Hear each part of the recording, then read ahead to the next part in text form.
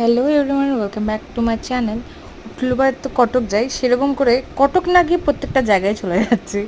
তো হুট করেই এক সপ্তাহের মধ্যে প্ল্যান করলাম যে আমরা সিকিম যাব। সিকিম যাওয়ার জন্য তাই আমরা বাস নিলাম, কারণ আমরা ট্রেনের টিকিট পাইনি।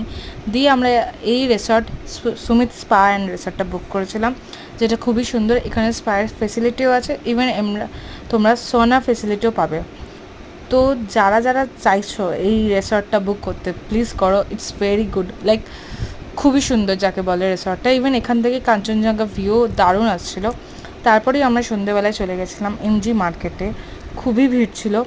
এমজি মার্কেটটাও এত সুন্দর। ইভেন ওই সাইডে একটা লালবাজার মার্কেট আছে, ইভেন আরেকটা এগিয়ে গিয়েও একটা মার্কেট আছে, তোমরা যেতে পারো।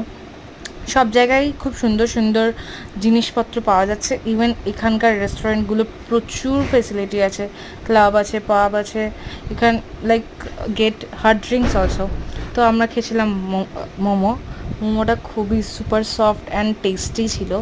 তারপর আমি হাঁটতে হাঁটতে চলে যাচ্ছিলাম এমজি মার্কেটে। খুবই সুন্দর জায়গাটা, আর বৃষ্টি পড়েছিল বলে আরও বেশি ভালো লাগছিল। তারপর আমি আর আমার বন্ধুরা মিলে ট্রাই করছিলাম যে কোনটাতে যাব, অসমে যাব না তার অপোজিটেরটা যাব। তো আমি চুজ করেছিলাম অসম। আর এই খেলাতে যে জিতবে সেই রেস্টুরেন্টে সে যেতে পারবে। তো আমি জিতে যাচ্ছিলাম বেসিক্যালি।